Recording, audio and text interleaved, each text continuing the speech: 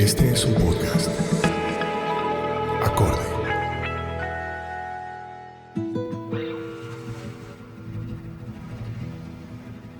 En 1900, un general y su esposa dejan Medellín rumbo a Bogotá, la capital de Colombia.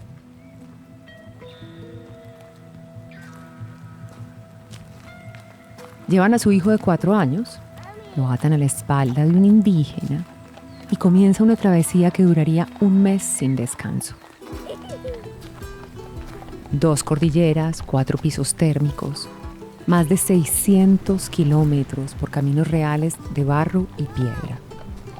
Bajan el río Magdalena y en un barco de vapor siguen su corriente antes de retomar el ascenso empinado hacia el Alto del Trigo, a más de 3.000 metros de altura. Nuestra apuesta es creer que ese niño pequeño, en ese viaje tan inclemente como fascinante, desarrolló su amor por la naturaleza. Y que quizá ahí, entre el frío, la altura y el verde que cambiaba a cada paso, aquel niño aprendió a mirar. Las hojas que mutaban con la altitud, el aire que se enfriaba con la altura, los ríos que se encajaban en la montaña antes de volver a los valles. Con esa mirada, la neblina se abre frente a sus ojos y revela la ciudad que los espera. Ese niño, que luego se volvería cura, se llamaba Enrique Pérez Arbeláez.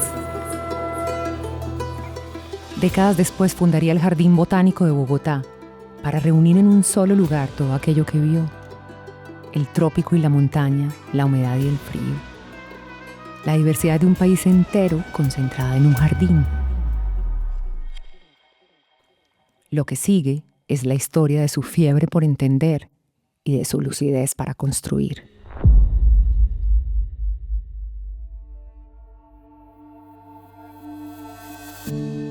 Bienvenidas y bienvenidos a Fiebres Lúcidas, un podcast de la Fundación Alejandro Ángel Escobar que, para celebrar 7 décadas de vida, entrega esta travesía sonora con 7 protagonistas de la ciencia en Colombia.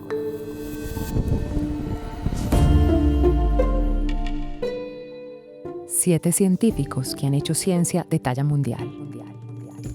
Y nuestro primer episodio es un regreso a ese niño del principio, al que un día se hizo cura y luego alternó la sotana con las botas, el que muchos reconocen como el padre de la botánica en Colombia, Enrique Pérez Arbeláez, a quien debemos uno de los inventarios de plantas más extensos que se haya hecho en Colombia. Esta es su historia y con ella el punto de partida de nuestra travesía por la ciencia colombiana.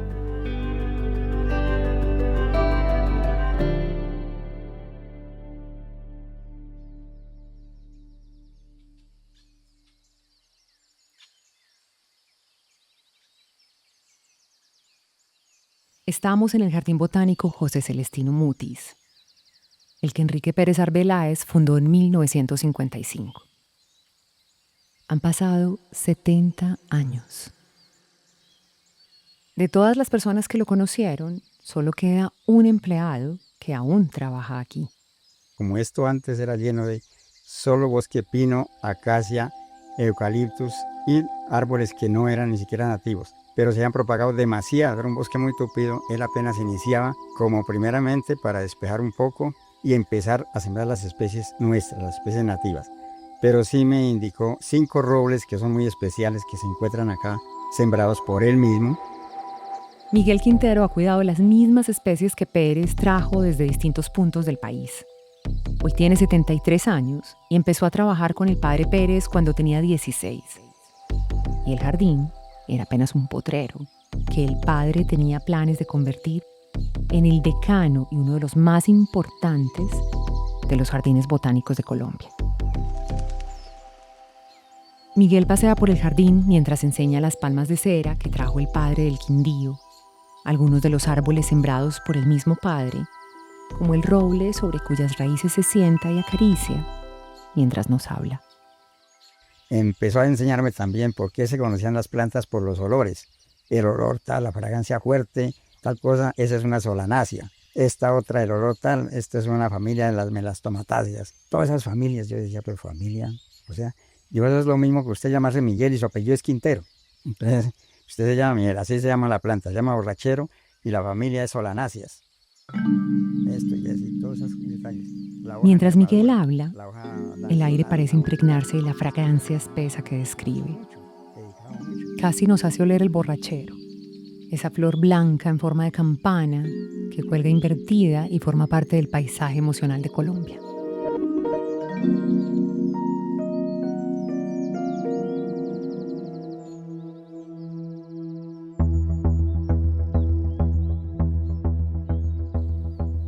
El padre venía de formarse en Alemania. Sus estudios lo habían llevado al Jardín Botánico de Nymphenburg, en Múnich, considerado entonces uno de los más importantes y bellos de Europa. De allí trajo la idea de un jardín para enseñar, un laboratorio vivo, una enciclopedia vegetal, pensada para investigar e inspirar. Había aprendido que un árbol podía ser un aula, pero sobre todo, había comprendido que Colombia tenía la materia prima más valiosa, su propia diversidad biológica. Pero mejor dejemos que sea el propio padre quien nos describa la visión que tuvo para el jardín en este audio de Señal Memoria de la emisora HJCK. El Jardín Botánico al nivel de Bogotá es uno de los más altos del mundo, quizá el de mayor altitud sobre el nivel del mar.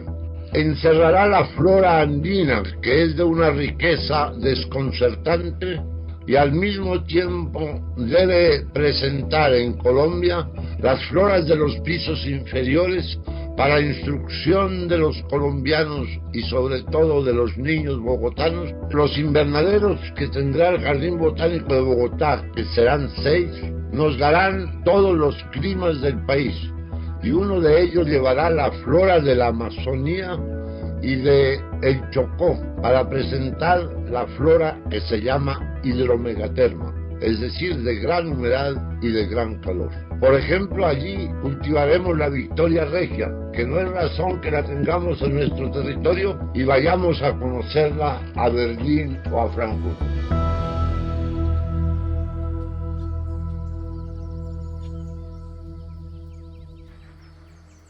Así nació su proyecto más ambicioso, el Jardín Botánico de Bogotá, un espacio que condensaba su fe en la ciencia y en la vida. Durante 17 años trabajó para hacerlo posible, hasta lograr que el Consejo de Bogotá cediera las 17.5 hectáreas donde hoy florece. Ese jardín, bautizado en honor a su referente científico José Celestino Mutis, abrió sus puertas al público en 1970 y sigue siendo uno de los más importantes de América Latina.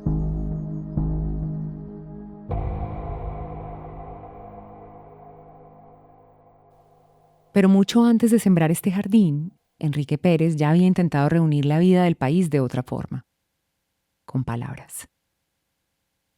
En 1955 publicó Plantas Útiles de Colombia, un libro monumental que recogía los saberes botánicos, agrícolas y populares del país.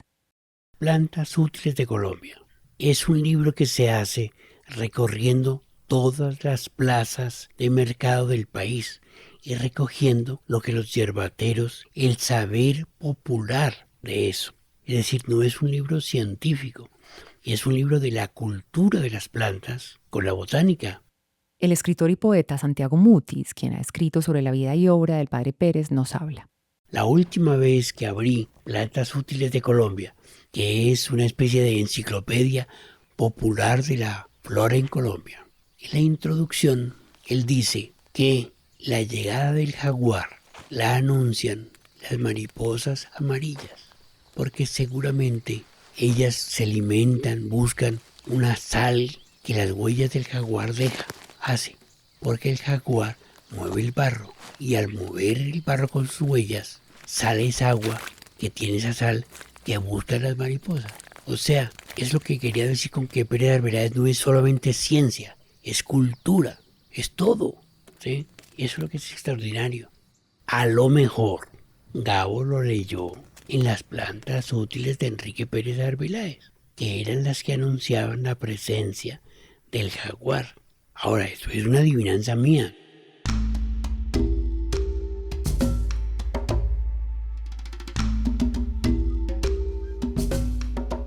A lo mejor Gabo lo leyó, dice Santiago Mutis. Y si fue así, tal vez esas mariposas amarillas también nacieron ahí, en las páginas de ese libro que describe el país como una novela natural. En esta obra, el padre Pérez terminaría por reunir 1920 plantas y 750 figuras dibujadas por él, cuidadosamente clasificadas según sus usos. Desde las que curan hasta las que envenenan, las que alimentan, las que adornan o las que, según algunos, hechizan. En la literatura de todas las lenguas, en las artes plásticas de todos los pueblos, está esparcida la hermosura de las plantas. Cierto que el cuerpo humano, los animales y los aspectos geomorfológicos, los metales y las piedras preciosas, son también veneros de riquísima belleza. Pero la vegetación suministrará siempre las galas favoritas del lenguaje y de muchas artes. Nos alimentan, nos visten, nos albergan, nos curan, nos suministran las materias primas para infinidad de fabricados.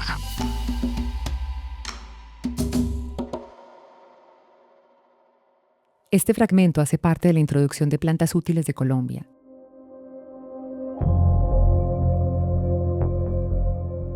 El libro fue premiado por la Fundación Alejandro Ángel Escobar en su primer año de existencia. 70 años después, ese galardón es considerado por muchos como el Nobel de la Ciencia colombiana. Plantas Útiles de Colombia sigue siendo una de las obras botánicas más importantes del país y del continente, y también una joya esquiva, casi inencontrable. Solo en algunas bibliotecas especializadas se puede consultar. Hoy, el Jardín Botánico de Bogotá busca aliados para reeditarla. Plantas Útiles es un culto a la vida vegetal, una forma de describir con ciencia y devoción la liturgia de lo vivo.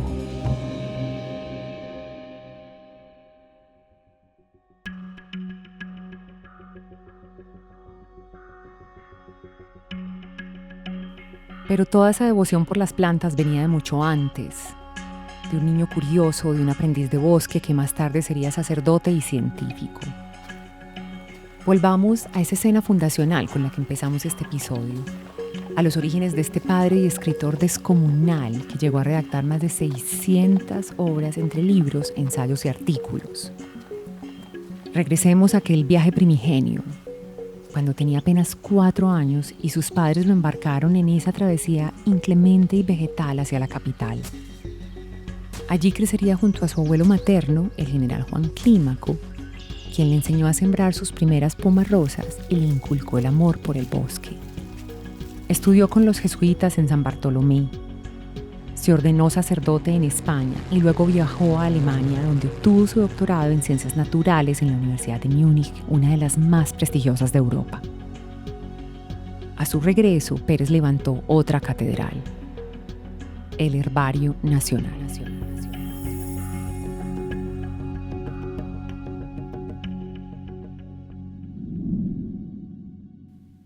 Lo primero que hizo fue rescatar la colección de plantas de José Jerónimo Triana, considerado el heredero científico del proyecto de José Celestino Mutis. Triana guardaba con celo su propia colección y lo poco que quedaba de las especies recogidas y clasificadas por Mutis. A esa colección, el padre Pérez le sumó la suya. Apenas 200 plantas que cabían en un armario. Flores disecadas, dispuestas sobre hojas, prensadas, que aún conservan algo del color verdoso y café original. Era imposible hacer ciencia botánica en Colombia, decía, sin tener los explicados de todas las plantas del país. Por eso salía al campo. La fuente donde nace el herbario es la excursión.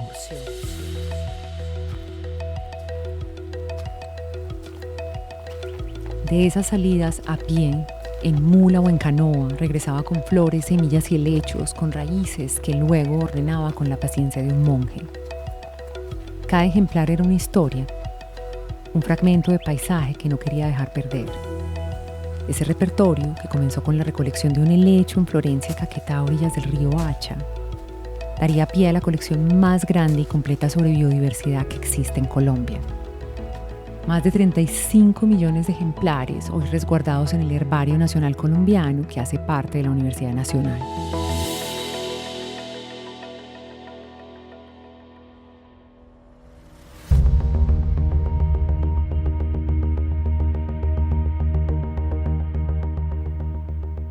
En 2026, ese herbario que nació con el padre Pérez Arbeláez tendrá por fin una nueva sede. Un edificio de 14.000 metros cuadrados con arquitectura majestuosa en forma de colmena, pensado para custodiar con rigor y belleza una de las colecciones de algas, líquenes, helechos, musgos y hongos más importantes de América Latina.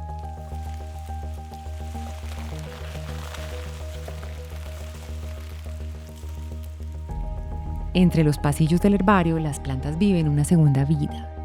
Parece increíble pensar que este lugar, con sus vitrinas, pliegos y etiquetas, tiene su raíz en una historia mucho más antigua. Una historia que empezó 2 siglos antes de que el padre Pérez prensara su primera hoja.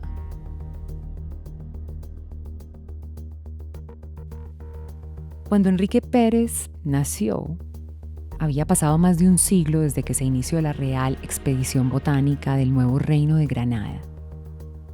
Esa misión científica liderada por José Celestino Mutis, que recorrió el reino de Nueva Granada para estudiar y catalogar su naturaleza. Fue una expedición titánica. En ella se clasificaron más de 20.000 especies. Ese viaje marcó el comienzo de la ciencia en Colombia. Y aquel acontecimiento que parecía tan remoto para Enrique Pérez fue determinante. Le parecía inconcebible que las 7.000 láminas ilustradas por españoles y artistas criollos permanecieran en el Jardín Botánico de Madrid, a más de un océano de distancia, ocultas para los colombianos.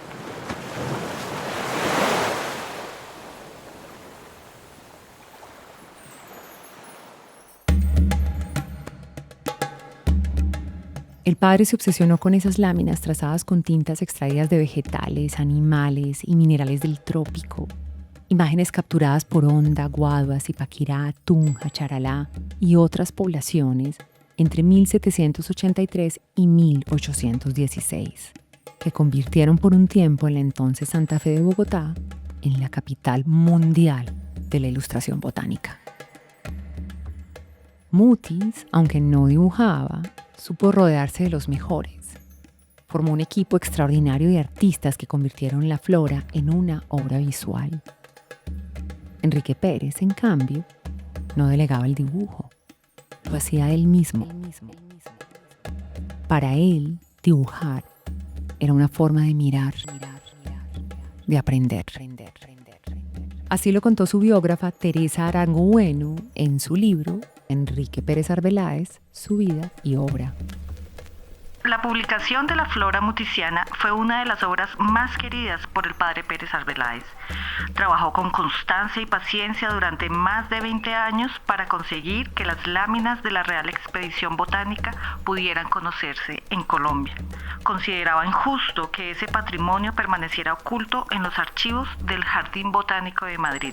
Con la edición de la Flora Mutisiana, las plantas que Mutis había clasificado y los dibujos de sus artistas volvían simbólicamente a la patria, después de casi 2 siglos de ausencia. Este fragmento del libro lo interpretó una voz de nuestro equipo de producción.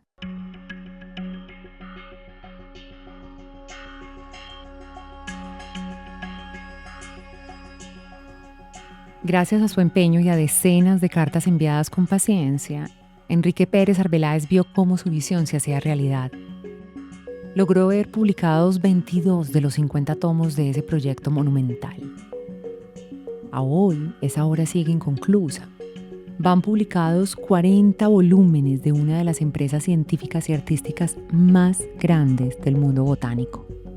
En otras palabras, los colombianos seguimos sin conocer por completo uno de nuestros mayores patrimonios históricos y científicos. Esa flora mutisiana, recogida, ilustrada y descrita hace más de 2 siglos y declarada por la UNESCO como Memoria del Mundo por su valor excepcional. Cuando el padre Pérez logró publicar La Flora Muticiana, no solo trajo de regreso una obra, trajo de regreso una mirada que ya había nacido mucho antes. Nació en el camino a Bogotá, cuando un niño de 4 años cruzaba las montañas atado a la espalda de un indígena. Nació en la neblina del Alto del Trigo, en la humedad del Magdalena, en la hoja que cambiaba de color con la altitud. Ese niño que más tarde fundaría un jardín, un herbario y una forma de ver el país. Aprendió desde entonces que entender la naturaleza es otra forma de entendernos. A los 76 años, un día después de haber visitado su jardín, murió en 1972 Enrique Pérez Arbeláez. Con su obra nos dijo que la naturaleza merece la atención que se le da a lo sagrado. Una plegaria mínima, vegetal, que le devuelve al país un poco de aire.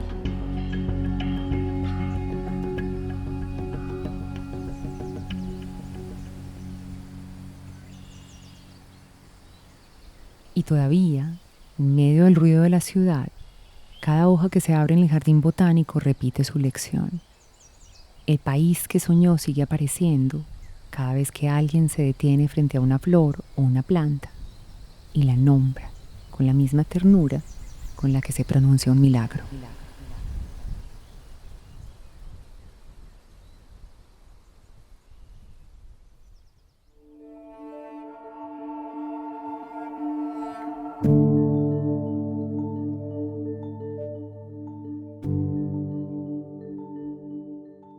En nuestro próximo episodio iremos a la vida de un estudiante antioqueño que trabajó como monaguillo, lotero y vendedor de helados para poder pagar sus estudios de medicina.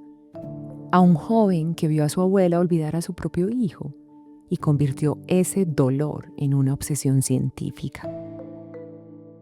Seguiremos la historia de un médico que dibujó árboles genealógicos en cuadernos gastados, hasta descubrir una mutación única en el mundo, una herencia silenciosa que condenaba a miles de familias como una maldición. Fiebres Lúcidas es un podcast de la Fundación Alejandro Ángel Escobar que fomenta y difunde la investigación, la ciencia y la solidaridad en Colombia desde 1955.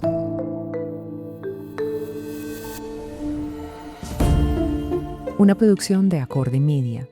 Este episodio fue narrado por Adriana Correa, con dirección ejecutiva de su parte y dirección editorial compartida con Maru Lombardo.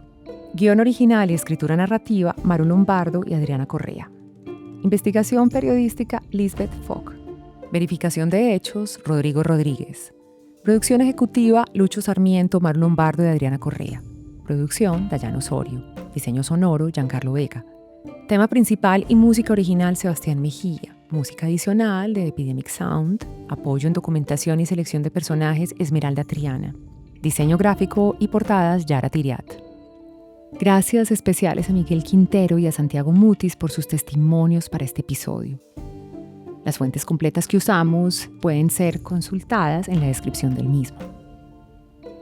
Pueden encontrar mucho más contenido e información sobre Fiebres Lúcidas en la página oficial de la Fundación Alejandro Ángel Escobar, www.faae.org.co.